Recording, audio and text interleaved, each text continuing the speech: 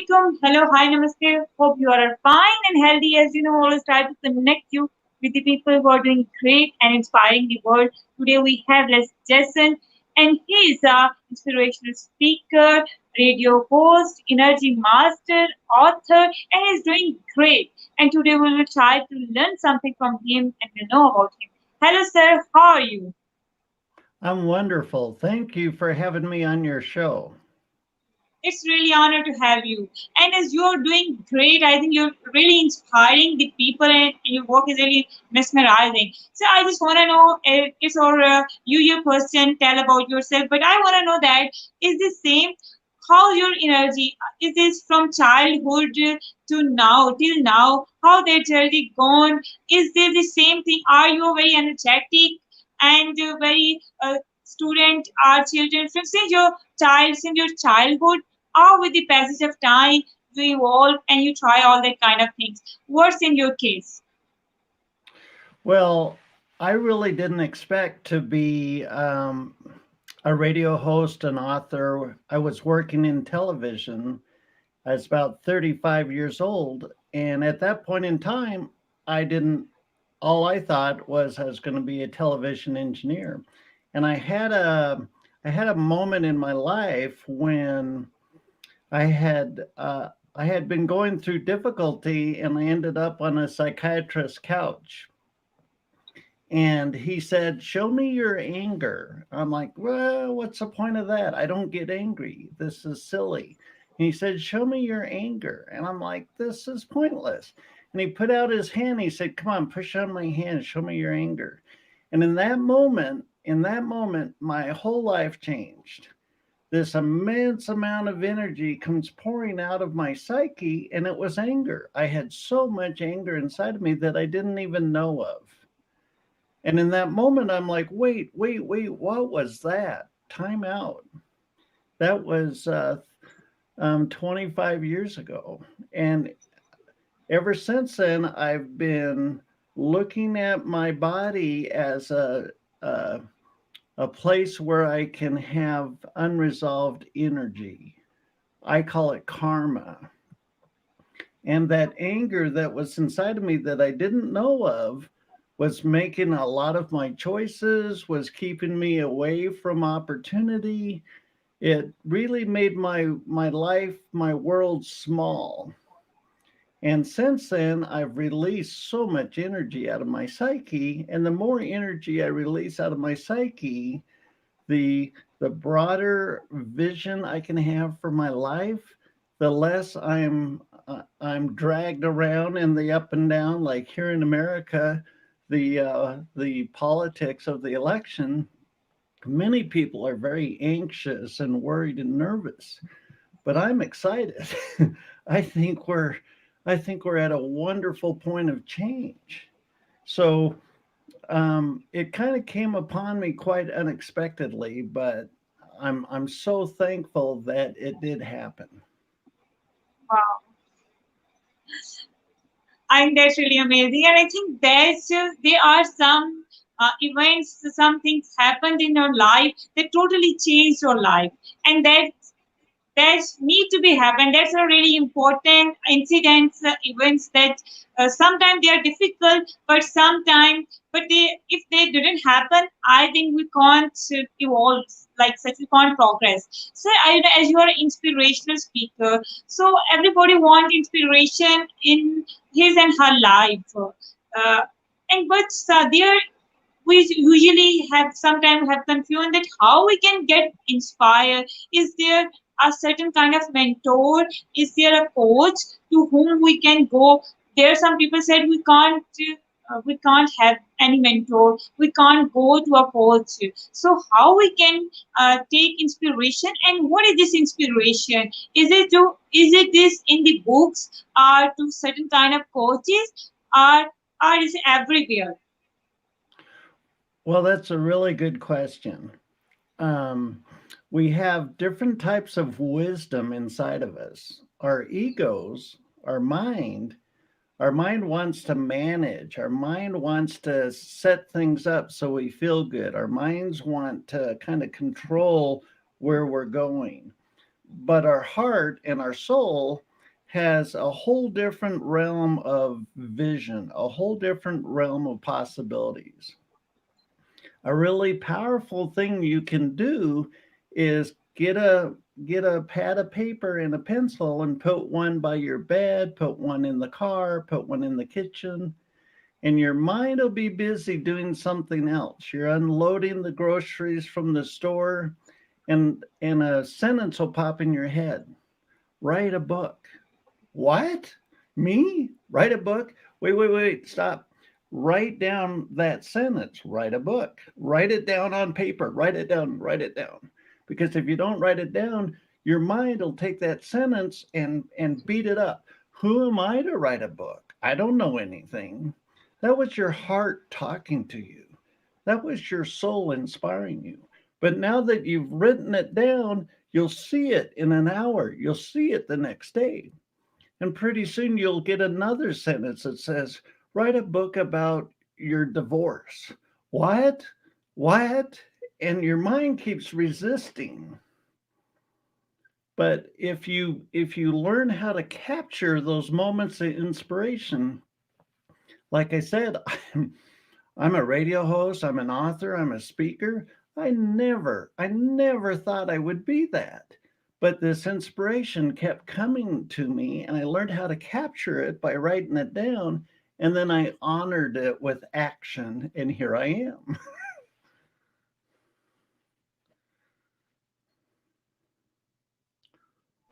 That's really wonderful. Exactly, exactly. That's really and that's really important. This so I want to know, as you mentioned that there are sometimes we have the fears, we have the fear of being failure, and we want to do something, but due to that certain kind of fear, we just don't have the courage to take an initiative. Is you feel that situation ever in your life? And if you feel, if you go through, if you went through in this situation, how you deal it? What's your strategy of life, and how you deal? Did you have any fears in your life, and how you deal with them? Sure, you bet. When you make a decision, and especially if your ego doesn't know how it's going to turn out. Oh my gosh, if Yeah, I do this, I don't know what's going to happen, and your ego's afraid. Well, the you need to develop a relationship with the wisdom of your heart and your soul. In other words, you're building trust, because your heart and your soul have a wisdom that your ego can't comprehend. So we're going to talk about coming up against something and being afraid. If you don't have a relationship with your heart and your soul, every time you get afraid, the ego will decide what happens, and typically nothing happens. But if you can learn how to trust your heart and your soul by doing little things during the day, that's how you strengthen the bond, you strengthen the trust. Heart, soul, show me today how I can have more fun. And a little dog might run up to you, and you might normally ignore it, but then you sit and you connect with it and you go, I I've connected with what my heart and my soul has told me what to do.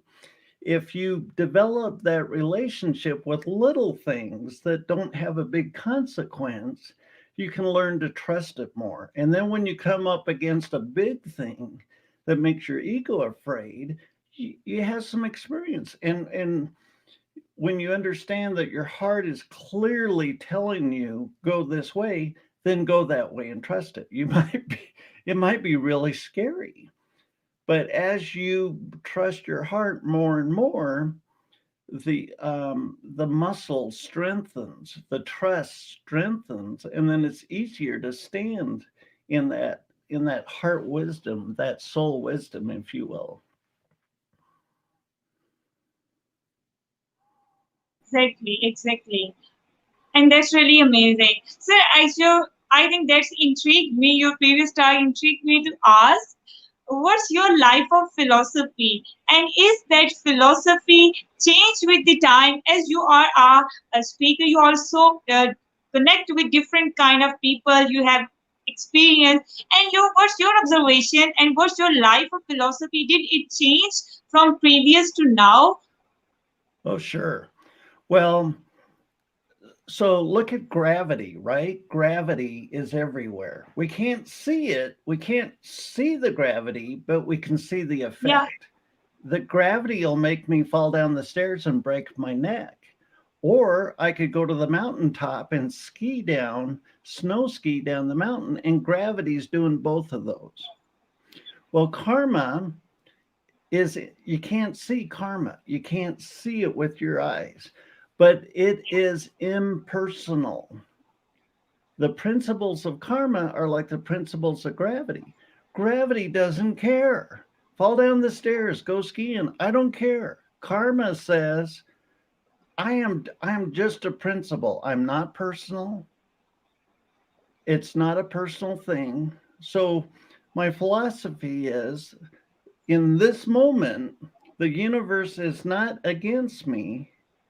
If anything, it's for me because I have love in my heart. My ego might not recognize this, but I have love in my heart. And when I step forward in love, always new possibilities show up.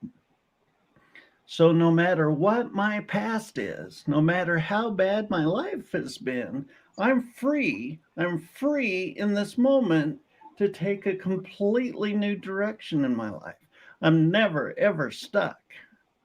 And so when I learn to trust that nothing's holding me back except myself, then I don't blame anything outside of me. I relax. I relax and say, what would expand my life? What would bring me more joy today? And it's kind of a simple sentence, but with no attachment to the past. Yesterday might have been the worst day of my life, but that doesn't mean today's going to be that. If I live in a condition where I'm constantly frustrated, it as soon as I resolve it inside of me, it'll disappear outside of me. all right, that's really amazing, and that also intrigued me. Like we believe that there, as you mentioned, the karma. It's not as the thing that we can't see. So we usually don't uh, uh, bother to ponder about it. So I just wanna listen. I just wanna know that there's some our elders said that okay, none can steal you anything that's yours. None can That's right. steal it from you. So, are you believe? Is it the true? Is it the fact? Because as you mentioned that when you believe that now is the everything, and you don't ponder about your past and don't worry about. I think then many of your burden gonna down because we usually put the burden of past and future, what would happen in the future and why that happened with me in the past. If that wouldn't happen, I can be in better position now. Why that happened, and that hurt, that none happened but that hurt, and then my today also become a past, and with that hurt. So I just want to know that are you believe in that thing, like my mother said, none can steal you what's yours, none can steal it That's from right. you. But That's right. I fought with her. I fought with Well, her how it was possible. well, all that anger, the anger that was inside of me was my karma. That was my karma. So, what if I think about what's my karma? My karma is the energy, well, from my past. Well, where does this energy come from? Well, the energy is my own consciousness. So in the past, when the natural reaction was to express anger, I would push it down. And so now I'm charging my body up with anger. How do I free my karma? When I come into a situation and I feel my energy get upset, I don't push it back down. I let it release out of my psyche. When I bump into something and I get upset, that's a gift. That's a gift of showing me energy in my psyche that I haven't released. And the clearer, the more pure I make my psyche, the the less the environment can get me upset, and the more I can stay focused on the intention of my heart and my soul. That's really a wow. Exactly. I just don't believe on sometime in the past. Just don't believe that how that's possible. Everything is an even though it's young, everything is your hand. You can do anything. So if something bad happened, that just happened because of me. I did something wrong. So that just happened. Then my mother was said no. You just have to be patient. Something happened on time. Okay, I just also want to know that their guest said they said uh, things happened on its own time. If there's but there are also some people said we make time. It's we who can change the time. It's we who can change who can make everything. But there some people said things happen on its own time. So what is this? It is true that things happened on its time, that things have its time, and we have to be patient sometimes. We have to be patient, and sometimes we struggle for something why we don't get it. Sometimes we struggle for some things, but at the end we just come to know that that thing is not for me. That is not mine. I'm not for that. So what is then you ponder what is my struggle that I did? What's the result of that struggle? That is wastage. Well, the experience that you have outside of you is a reflection of the energy inside of you. So, say, um, how many people know somebody who's bitter and angry all the time? So they have bitterness and anger inside of them. And in their mind, they might want to have a more loving, more connected experience in their life. But how can they do that if they're angry and bitter? So they want love, they want connection, they want tenderness, but in them is not, it's anger, it's bitterness. So can they have love soon, or will it take a long time? If they clean out the anger and the bitterness in them, it'll happen sooner. When we're um, if you think about your persona, you can even close your eyes and ignore your physical body, and you think, this is what I want. I want to have a loving relationship. And then when you close your eyes and you feel your persona, how much love do you feel in yourself, and what else is in there? So you can literally find those things that are not love and dissipate them and release them. And now love is more prominent because you're letting go of what is not love. So if you want abundance, think of yourself living in the house that you want, living in the lifestyle you want. What is the vibration? How will you feel when that's reality? Well, go find that feeling now and bring it into your persona and clean out everything that is not that. The universe mirrors back to us everything conscious and subconscious. Remember, all my anger was subconscious. And so, if my conscious mind wanted something and the anger was incongruent, wasn't compatible, my anger would have kept me from that experience. So, if I want to accelerate, if I want to get there quicker, I go inside. I go inside and I daydream. I just imagine what's the vibration of how it will feel when I do have it. And that's the seed. And then from that seed, I clear everything out that is not that vibration. Does that make sense? Yeah, yeah. Exactly, exactly. That's really wonderful. And that's when that thing comes in subconscious, when and you do, and when that then that reminds you, and your actions. certainly convert it in that particular direction which you want when you put that thing in your subconsciousness. And that's all. So I want to know, what if you share the best learning of your life? What's till now? Anything you have learned till now, and what you never want to forget, and that you say that's the best thing, best experience that I ever get. Can you share? To love yourself. There's Ah, nothing more powerful than to love yourself, because our ego will say, well, here's another day, we haven't done it, we're still stuck, our life still sucks. And that's the mind. But self love says, wow, you've made it this far. Look how far you've come.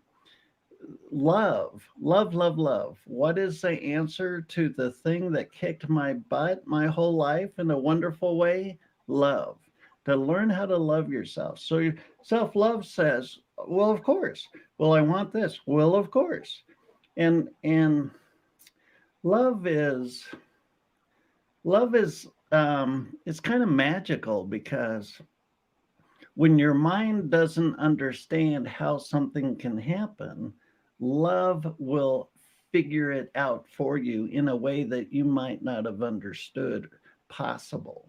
Love can make something that seems difficult actually become easy. So, self love, to learn to love yourself. Now, how would you do that?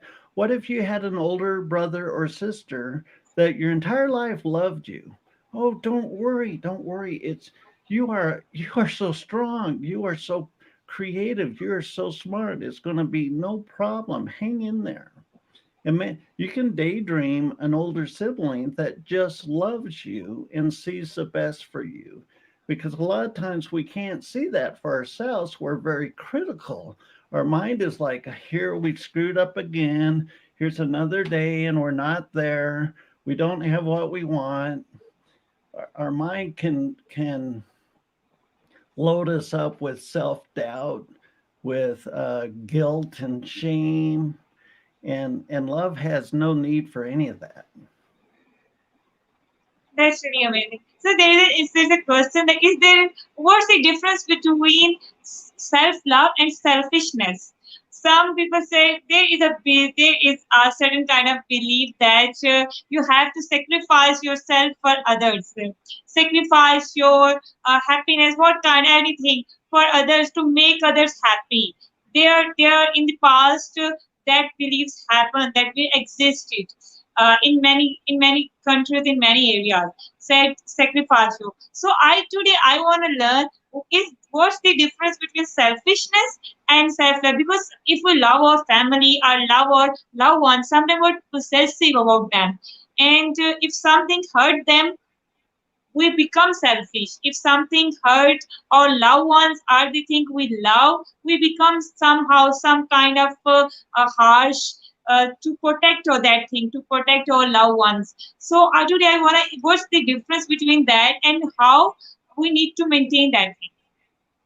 Well, love and selfishness, um, to your ego, it can seem like you're becoming selfish when you choose love. But love is really curious. Love doesn't need a title. For example, if I love myself more, that means I'm going to be the president or the boss of the company, or Yeah, that's ego. That's ego. Love says I can express myself in a more wonderful way. And love doesn't care what that looks like. For example, the ego might say, I've been bullied my whole life. I want to be a police officer and then nobody can bully me. That's selfishness, because it wants to be strong by an identity, by a condition outside of it. Or I want to be the boss of the company, or I mean, those things are not wrong in and of themselves. It's the why. Why? When it comes from our mind, it's to give ourselves value by something outside of us. When I become the boss, then I will be good. That's not love. Love says, I'm good now. I'm good now. How can I help other people? How can I? Well, I can become the boss, and that's not selfishness. It's a vehicle for love to flow through me to help many other people. So, in both cases, the outcome is becoming the boss.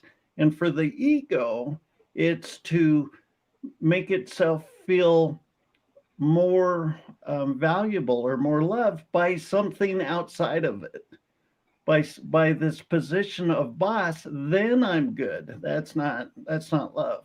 Love says I'm good today, I'm good now and now and now, forever. So why are you doing it? Are you getting the position for you to feel more worthy? Are you getting the position to feel better about yourself? That's ego.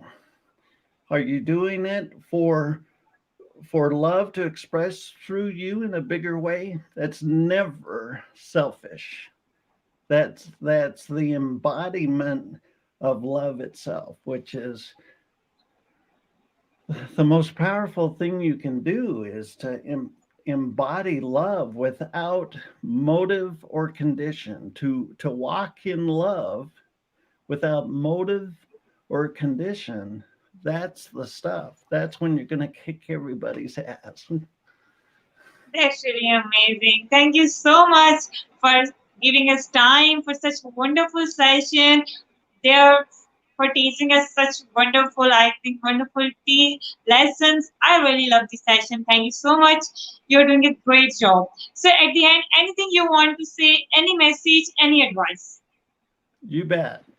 Um, Go to newhumanliving.com. That's my platform. The most powerful thing in any country on the world, the most powerful thing on the planet, is the human persona, the human being. So if you want your family, your country to have a better future, improve the human being's condition. It's the When we transform ourselves as human beings, we transform our future. We're never stuck.